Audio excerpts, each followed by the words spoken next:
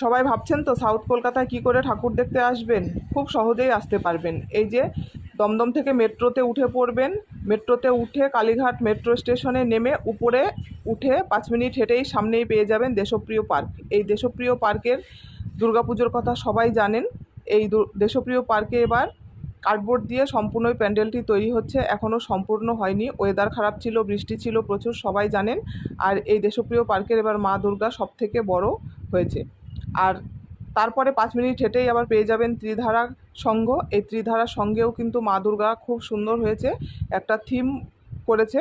তো থিমটা কিন্তু খুব সুন্দর হয়েছে।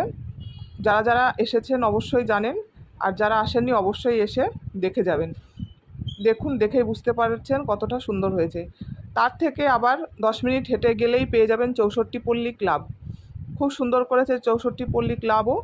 তো দেখতেই পাচ্ছেন কত সুন্দর করেছে এই প্যান্ডেলটা, দারুণ হয়েছে। তারপরে আবার 5 মিনিট হেঁটে গিয়ে পেয়ে যাবেন সার্বজনীন সংঘ। এই প্যান্ডেলটা কিন্তু একদম পুরো বাঁশ দিয়ে তৈরি হয়েছে। তো কেউ দেরি করবেন না, তাড়াতাড়ি চলে আসবেন কিন্তু।